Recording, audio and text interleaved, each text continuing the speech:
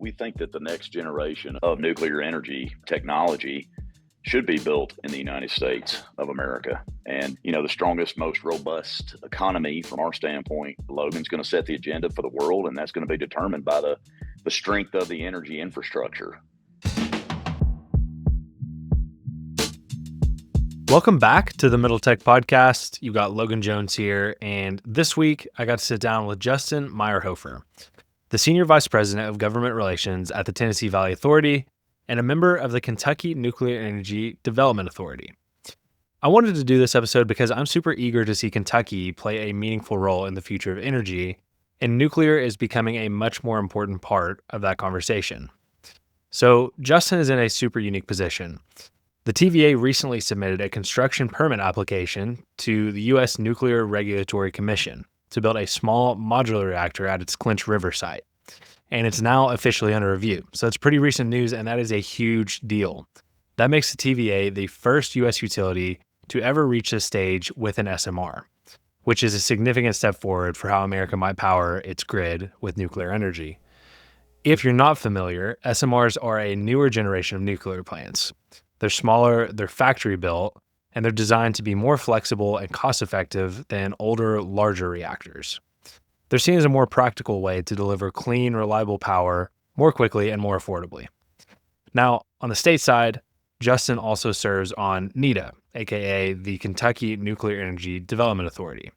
That's the newly created non-regulatory agency that's been charged with helping Kentucky build a nuclear ecosystem. So I've been following them pretty closely since it was just a bill that was going through the Kentucky legislature.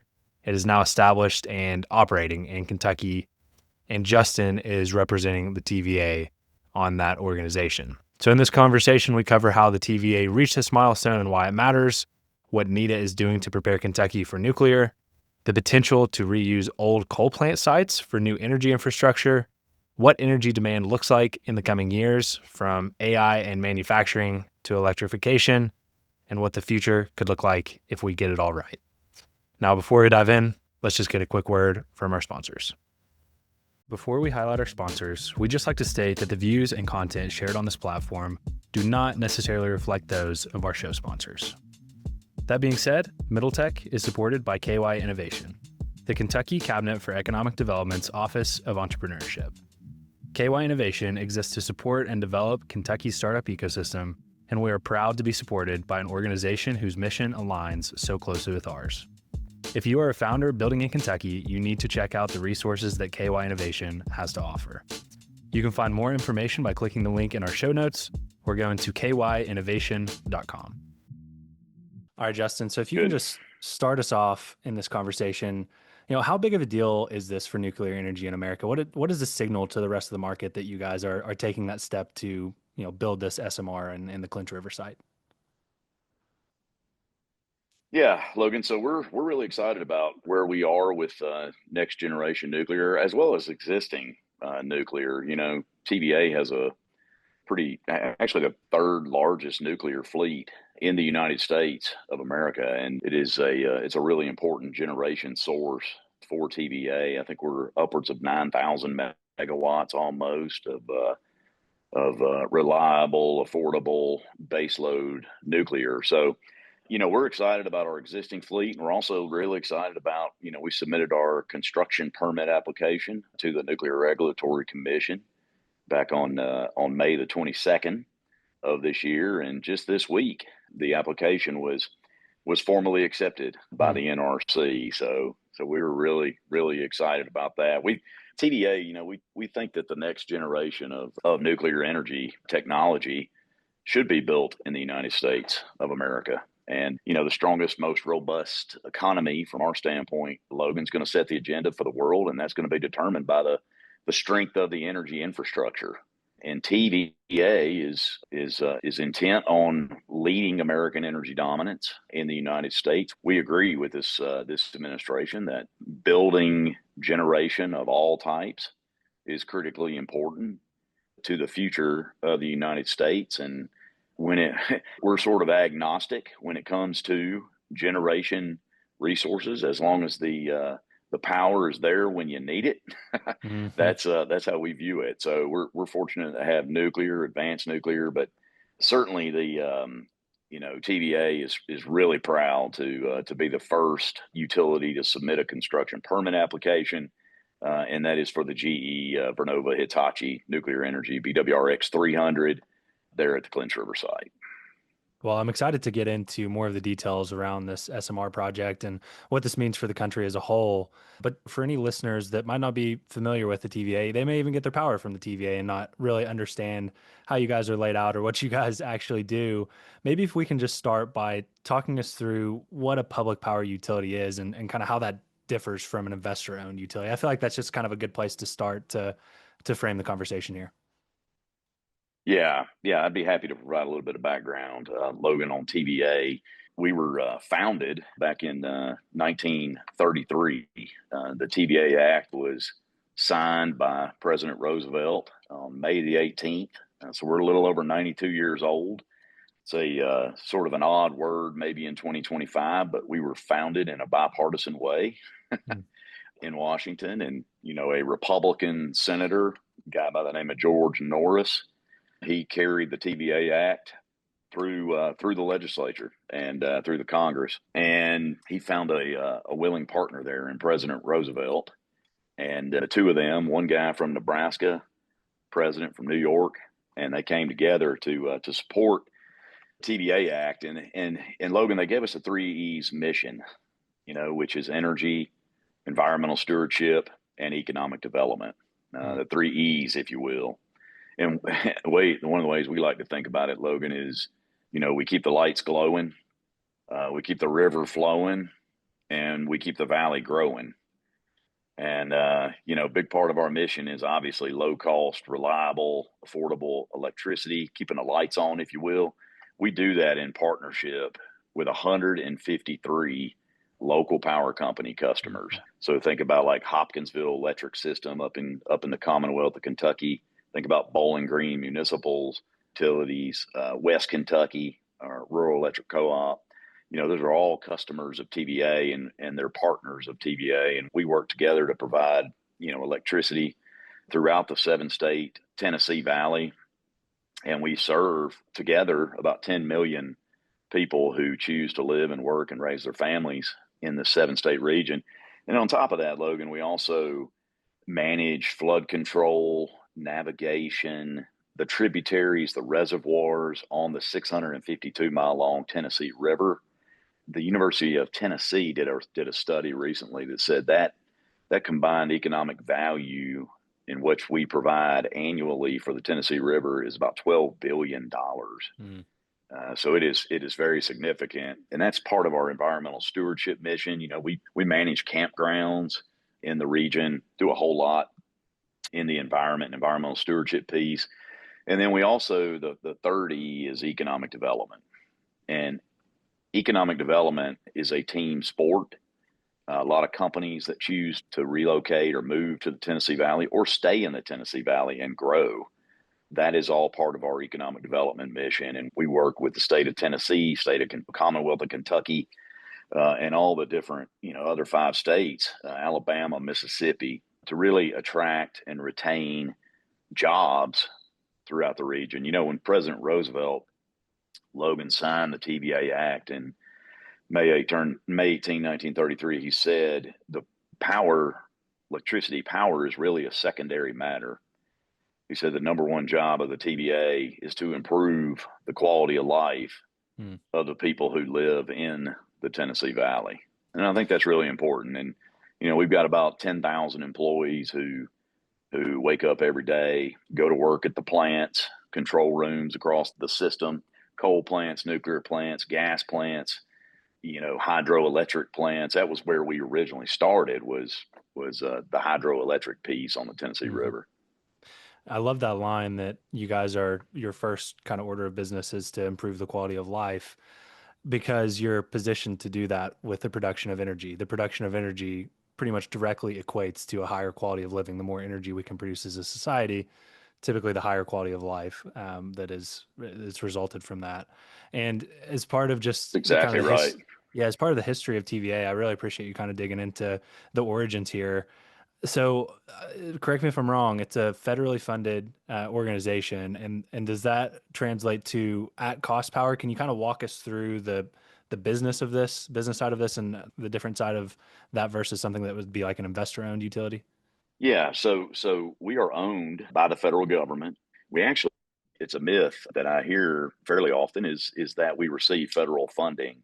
TVA actually receives zero appropriations. We received appropriations from 1933 until 1959 for our power system. So, when we were about to go into enter World War II, TVA's electricity powered a lot of the factories that rolled the aluminum to support the war effort.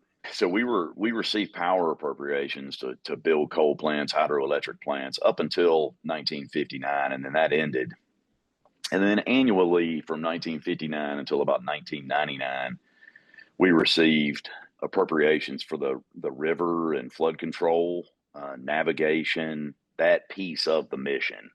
But that ended in 1999, and today, here we are 25 years later, we are entirely self-financed by our local power company customers and the directly served industries. We've got over probably 60 direct served industries in the Tennessee Valley. So companies, think about like Nucor Steel, Logan Aluminum up in the Commonwealth Oh of yeah. Kentucky.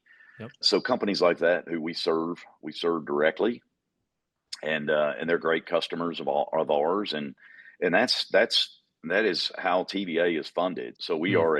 we're a quasi federal government corporation that was founded, and it's interesting, Logan, because when your mission is written in congressional statute, it makes it really easy to figure out what it is you're supposed to be focusing on every day. Hmm.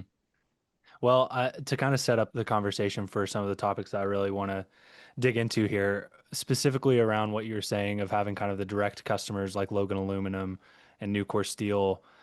A lot of the reason for wanting to highlight the energy sector on this podcast, and especially kind of the future where the energy sector is heading as it pertains to Kentucky and this region, is I believe Kentucky has a really large opportunity in front of it in the energy sector and in the manufacturing sector. And those two things go hand in hand, as you were kind of talking about there, having direct customers. And so I'm really trying to just bring more awareness around, hey, there's an opportunity for this state to really lean in and be a leader, especially in something like nuclear. So just to kind of set up the conversation for some of the topics that we're going to be talking about today, if we can kind of jump into your background just real briefly before we get into the Kentucky Nuclear Energy Development Authority. You've had quite a career that's kind of spanned from Department of Energy to Hill staffer to Chief of Staff for CEOs. So can you kind of just give us the high level path of your career leading up to where you are now? Yeah, yeah. Thank you for asking that question, Logan. I'd be delighted to talk through my career. I moved up to our nation's capital in January of 1996 and started as an intern, as a lot of young people do out of college, and I worked in the House of Representatives and spent a little bit of time working in the United States Senate for the late Paul Coverdell from Georgia, and I'm a Georgian. You can probably tell by my accent, but then I went to D.C. in '96 and spent a little time in the House, the Senate. I also had the wonderful opportunity to work at the Department of Energy back in 2001 and 2002 in the Office of Congressional Affairs in President Bush's administration, and really enjoyed that experience. One of my primary jobs, Logan, was assisting the president's nominees for the Department of Energy. So think the deputy secretary, the undersecretary, and all of the different assistant secretaries that are part of the department. I had the responsibility of working on a team that helped them navigate in the United States Senate confirmation process. And it was a really rich and valuable experience for me having the opportunity to do that. And translated to today, it gave me some good experience a long time ago of learning that Senate confirmation process, because today, if you fast forward, one of my team's primary duties at TVA is to work with the president's nominees for the Tennessee Valley Authority Board of Directors, and we have a 9-member part-time board that is responsible for the governance of TVA, and they have one employee, and that's the chief executive officer at TVA, and it's the CEO's job and with their team to run the day-to-day operations of TVA. But it's really the board of directors' job to position TVA strategically to meet the demands, the electrical demands of the future. So that experience at DOE really helped me back then on the confirmation process. And I joined the Tennessee Valley Authority Washington office back in the summer of 2002. So I've been here 23 years and really enjoyed its public service. It is, we're public power, which is public service. And I have the fortune of working with, 10,000 men and women who are committed to public service, and they go to work every day, even on holidays, right, to make sure that the lights stay on throughout the Tennessee Valley. And I've had a nice career at TVA. I've had the pleasure of being the chief of staff to 3 of our CEOs over time, and really learned a lot from all 3 of them, and ran our Washington office for a number of years, and had the pleasure of working with, the Congress, the administration, places like the Department of Energy and EPA and other federal agencies. And then I also had the pleasure of working, the state and local public officials and governors like Governor Beshear and Governor Lee in Tennessee and Governor Reeves down in Mississippi, Governor Ivey in Alabama, and just it's my team's job to make sure they have everything they need.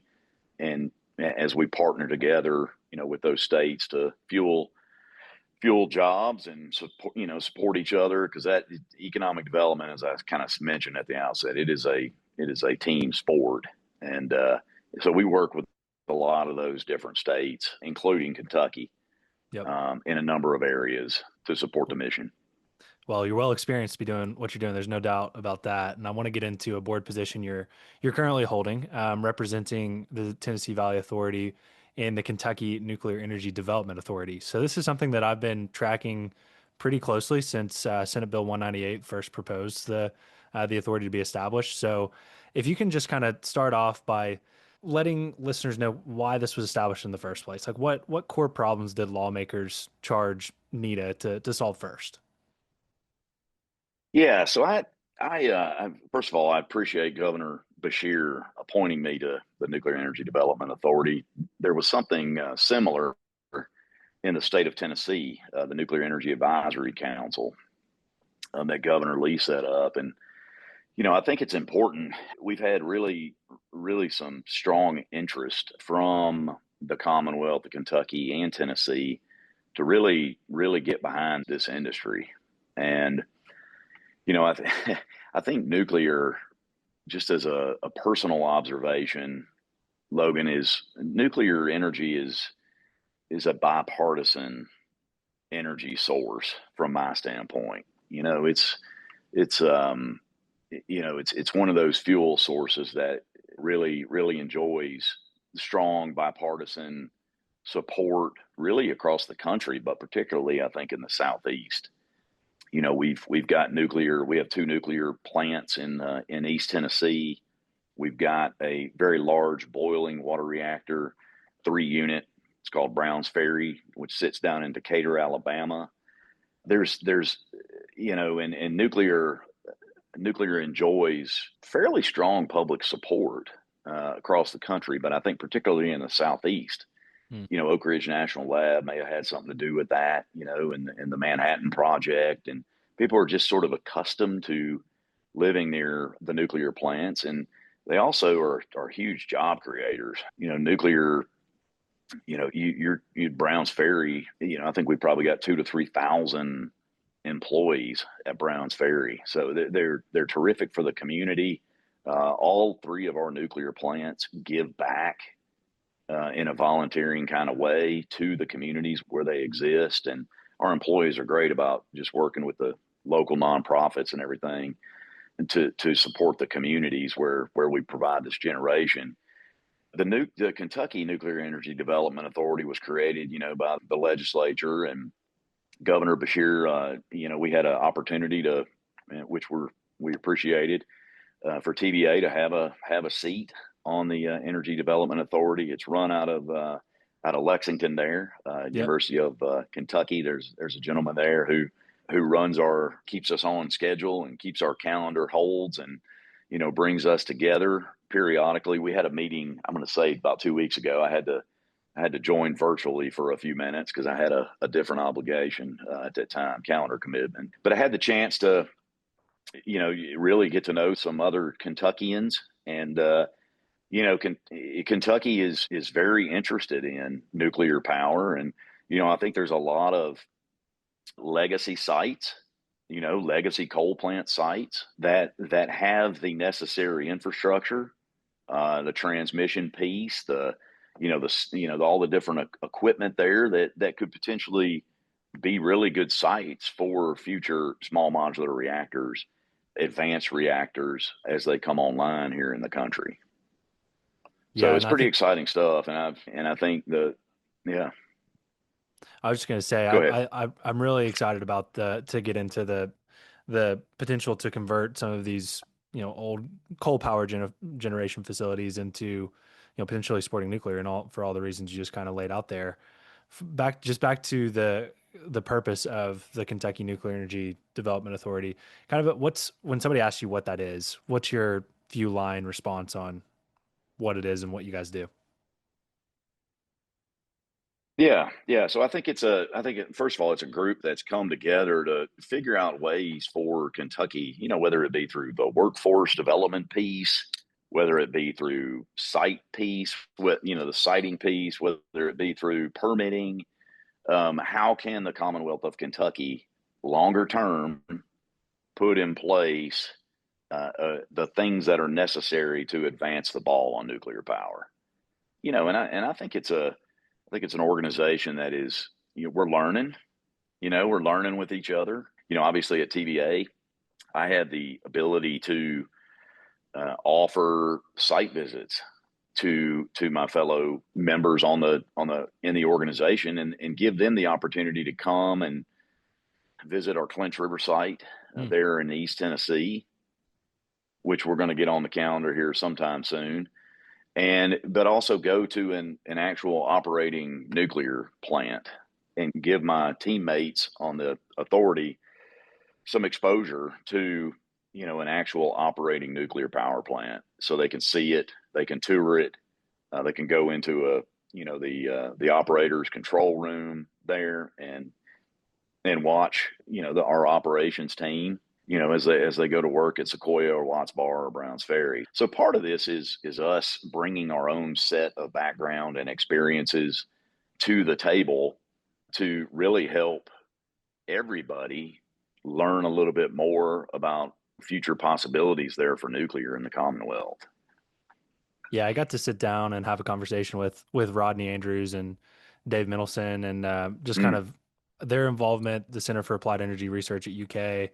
I know they were allocated some funds from this to kind of be leading the charge there, and it was a really interesting conversation just about where does Kentucky kind of fit into the overall picture around nuclear, not only in the state but in America as well. You see things like GLE coming into Paducah. I believe that's correct me if I'm wrong on this. That's laser enrichment, global laser enrichment that is being explored, being put in Paducah. I don't know if that's actually something that's confirmed yet, but I know that there's a lot of conversation around it. But just thinking of where Kentucky kind of fits into the entire nuclear supply chain, it doesn't necessarily only have to be about bringing nuclear online from a power production standpoint. We have a history of being able to enrich uranium in the state, which can play a huge role Mm. in providing fuel and supplying the supply chain for the rest of the country. So I'm curious, aside from those things, what you feel like the biggest component or role that Kentucky could play in the nuclear ecosystem would be. Yeah, I think there's a whole lot of nuclear companies from around the world, a lot of supply chain. What's that supply chain ecosystem look like? There's a lot of, we've seen companies like Orano come into East Tennessee. I think it was one of the largest single capital investments in the state of Tennessee. So really creating that environment where the Commonwealth where we have potential sites, what could the Commonwealth do to really, and I think it goes to even university system, Logan, what types of programs, nuclear engineering programs, what can be developed over time to really get young folks, who might want to work in this industry. How could they go to school and get into a nuclear engineering school or something like that, and then take that experience and come in and stay, those, because these are great jobs in the nuclear industry, and it goes just beyond the nuclear plant, as you said. I mean, there's a lot of different, there's uranium fuel companies, there's, obviously all the different components and parts and things that go into building a nuclear plant, construction, welding. I mean, we need TVA, Logan. We say we need everything from archaeologists to zoologists to linemen to control room operators. I mean, there's just a number of different jobs you can work in our industry, and I think setting that table in the Commonwealth, working with the university systems and working with state government leaders. Kenya Stump has been terrific to work with in Governor Bashir's cabinet, and she's got a very aggressive vision for, along with the governor and the team, for nuclear power in the Commonwealth. So we're delighted to kind of support, do our best to support everything they're looking to do. Yeah, one of the roles I would really, well, I'm trying to play right now by having conversations like this is just bringing more awareness to the younger generation around what's possible in this sector. I mean, I listened to the recording of that last meeting you guys had. I think it was like back in June 18th or something. And correct me if I'm wrong, but I believe there's a UK campus down in Paducah that is trying to position to begin educating students for the nuclear field. Stuff like that, I feel like that's a Mm-hmm. win all around. I mean, that's provides good jobs, economic development for the state. It's high quality education that's happening. I mean, it's stuff that is transferable if need be. So it's something Yeah. that's just exciting to see kind of taking place across our education systems too. Yeah, and Logan, the future with, I firmly believe that we're going to be in an AI arms race with China, and We are and right and now. and that we are, right, and energy is going to fuel that, No electricity is doubt. going to fuel that, and we've got to have, we got to build generation across Yeah, the country 100%. to keep up with that. And I read the other day where an AI search, a Chat GPT and query it's like 3 times the amount of electricity of a Google search. So it's incumbent on all of us utilities to make sure that we're building everything we can to meet that future demand. Yeah, I mean, the more energy we have online, it doesn't have to be framed only for AI as well. I mean, the onshoring of manufacturing, the electrification of our transportation Exactly. ecosystem, everyone benefits by bringing more energy online. Like it doesn't need to be something where we're shy about consuming and producing more electricity. If we're doing it sustainably, then I think that's the topic that people really care about. And I think that's very important. But we shouldn't shy away from producing as much electricity as possible and producing as cheaply as possible. And getting into kind of how we can position ourselves to do that, I'd love to transition the conversation now to this Clinch River site and the SMR that you guys have Good. just signed this construction permit application, just gotten the construction application permit under review by the NRC. So I guess just high level, can you kind of walk us through what type of reactor is being proposed for that Clinch River site? You mentioned it was a GE Vernova. Just kind of talk us through for somebody who doesn't know a ton about nuclear. What's the pitch on that SMR? Yeah, so it's the GE BWRX 300. So it's a 300 megawatt design, Logan.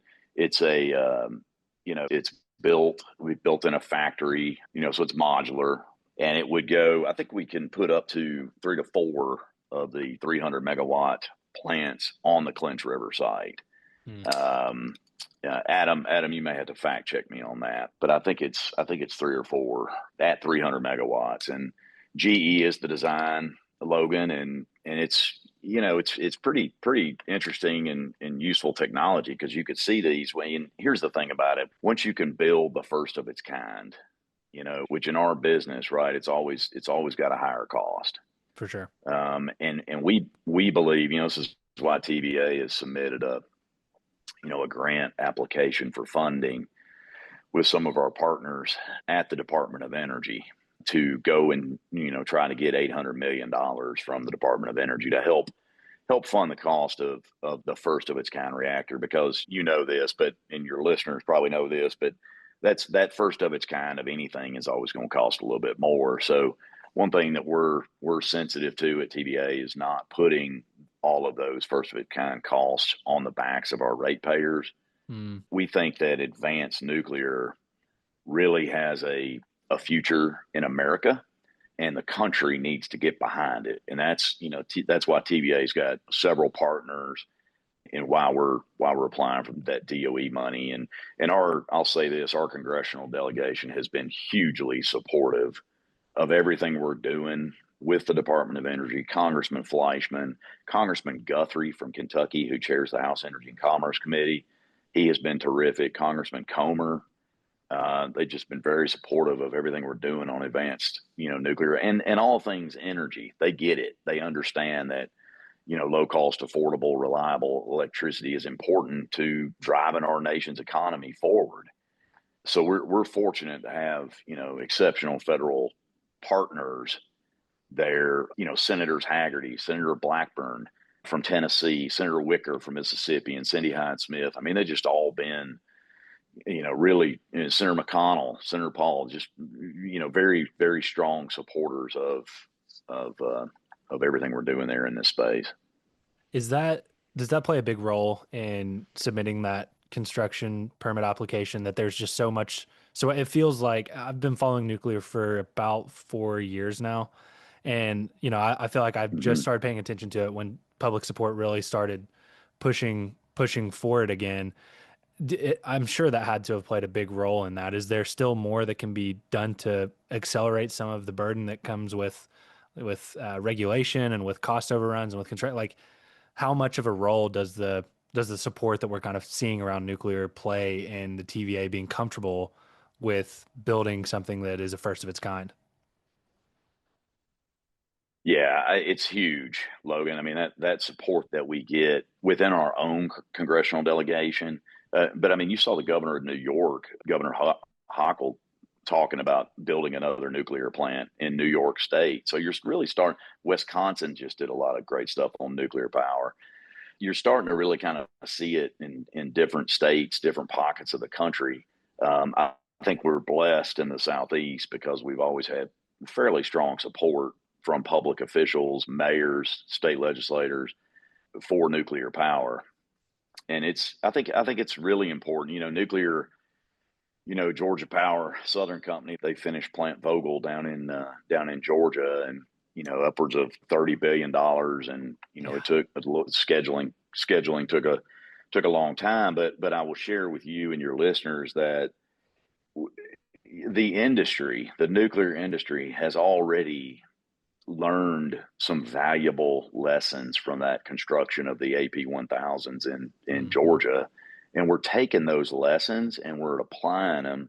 So down the road, you're not going to have those, higher first of its kind costs that you had with the AP1000, and that we're going to probably see with the GE BWRX 300. Yep. And that's critical. But we do learn in our industry. We learn how to drive down those costs for construction over time as you build out these big projects. But I'll tell you this, Logan, once a nuclear plant is built, and you don't want to put a shovel in the ground before you have a design that is approved. That's one lesson this industry has learned. You don't want to do that. So you want to make sure the design is approved, and then you put that shovel in the ground and you go build it. But once that plant is built, nuclear is one of the cheapest sources of electricity out there. It really is. I mean, you look at our economic dispatch stack, and you're going to have hydroelectric at the bottom of that stack is the cheapest. Hmm. form of electricity to produce because you get free fuel from the rain. But nuclear is second to that. Mm. I mean, so it's really, and the beauty of nuclear for us is it's not an intermittent resource. It's Stable. baseload, reliable, stable, clean, resilient, and it's the kind of generation you don't want to take offline. You want it to run 24/7, 365 until you have to have a refueling outage. Yep. And that's what nuclear plants do for us in the Tennessee Valley. Yeah, it's just exciting more than anything because I feel like for a while there, a lot of people who were paying attention realized how much better a solution nuclear was. It's like it's safer per kilowatt hour in terms of when you compare it to something like coal. It doesn't have the pollution. We've gotten pretty good at dealing with the waste. It's stable, durable, baseload power. It just it's exciting to see that it seems to be having its time to okay, let's get back in builder mode and let's make this happen. And I think that one of the other great pieces of that is that we've learned from some of the mistakes like you mentioned. I think that's a really big component of this era of building we're about to get into is that the entire team. I'm curious if you're following this. This is something that I've noted that I've been following pretty closely in the space. The entire not the entire team, a lot of the team that built the Vogel project has now gone to the nuclear company. Are you watching the nuclear company at all? Have you seen what they're doing? We are, yeah. We're I've had the fortune of meeting with some of those folks, and Yeah. yeah, they're doing some interesting stuff. Yeah, and I think that I'm really excited to see their approach because they're taking an experienced team that has made the mistakes, that has learned from those mistakes, and now they're planning on doing fleet scale nuclear to really refine that approach. And I think that's the right way to go about it. Before we wrap up Yeah, the you can also, I think, yeah, and go I ahead. think Logan, to that point too. It's you think about it too. I mean, this is what France did, right? I mean, they figured out one design and then they built a whole lot of them. And now Yep. France is what 80%, 85% nuclear energy, and we say it all the time in our space, Logan. Energy security is national security. You Absolutely. know, and I think unleashing that design and a fleet of these reactors is hugely critical and important for our country's future. No doubt about that. One more question about just advanced nuclear reactors and SMRs.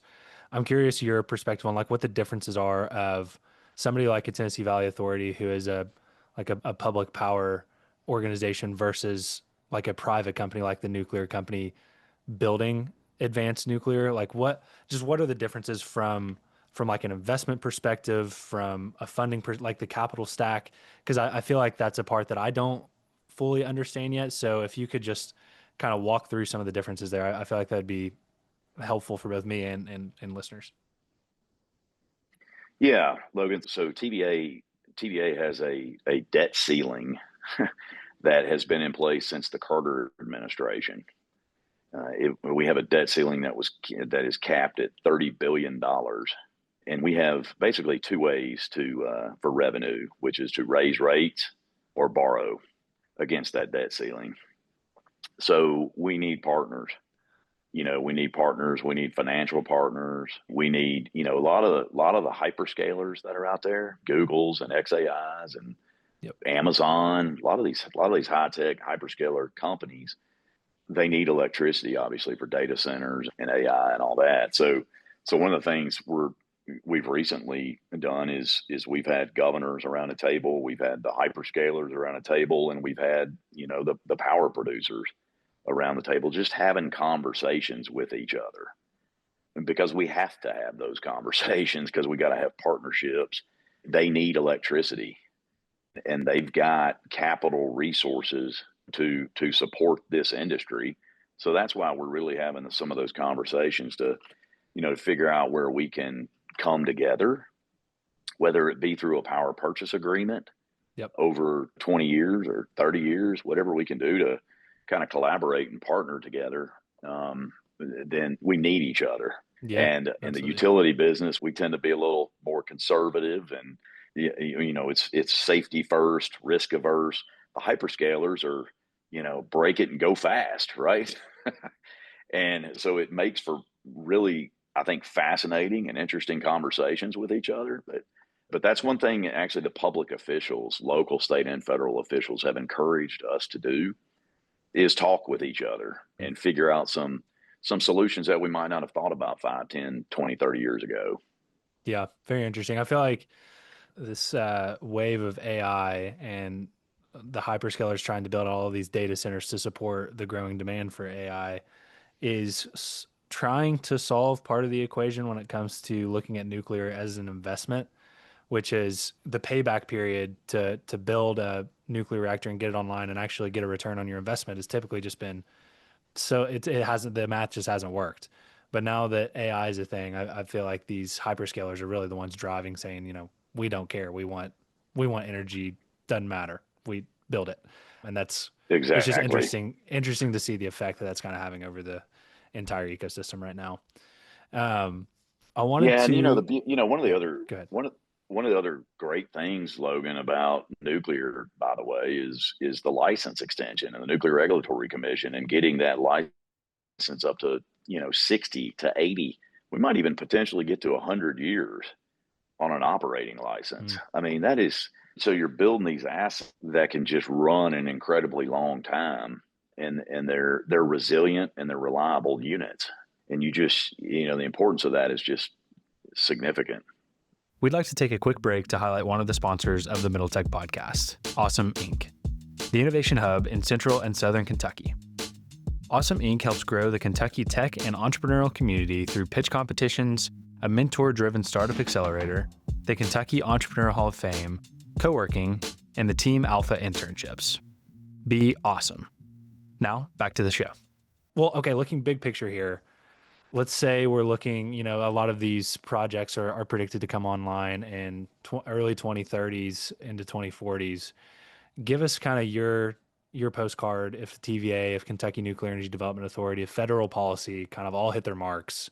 What kind of world are we living in as far as energy production is concerned? Yeah. I think first of all, I think we're looking at, so let's just predict, maybe get into the exercise of predicting where we need to be. And I think 2050, I think it's clear that, we've had sort of experienced two decades of flat or declining load growth, but we shot out of COVID. Yeah.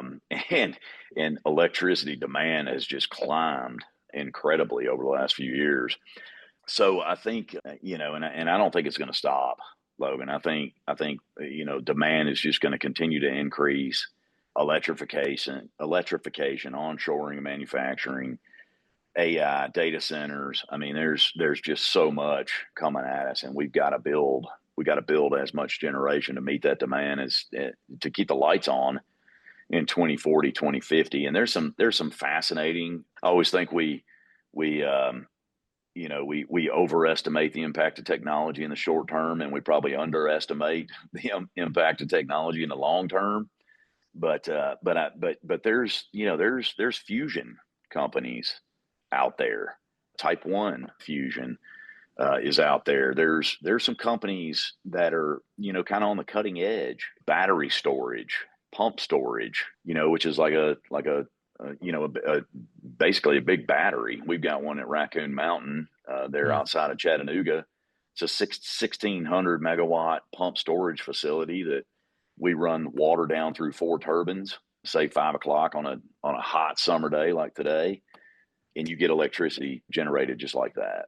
We're looking at doing maybe another pump storage facility in the Tennessee Valley.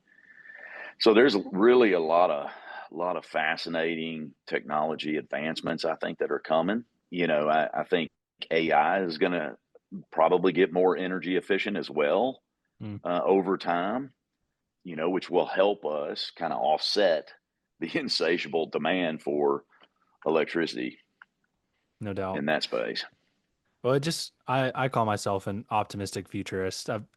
All of these things, we have everything in front of us to be incredible, to do incredible things as a society. Like the future has everything it Mm-hmm. needs to truly be incredible. And it just, where I trace it all back to is it all starts with energy. Energy is the origin of everything. Energy is the origin of human flourishing. And so that's just really why I've personally taken an interest in it. And I want to see Kentucky continue to lean into its legacy of providing the country with energy. And I'm excited to see partners like the Tennessee Valley Authority helping the state find its way. So, Justin, thank you so much for taking the time to join us on a Friday afternoon and tell us a little bit about the Kentucky Nuclear Development Authority and the Tennessee Valley Authority. And yeah, it's all very exciting stuff. So, appreciate your time. Grateful to you and your listeners, Logan, and thanks for your interest in who we are and what we do and how we do it in the electricity industry. Thank you.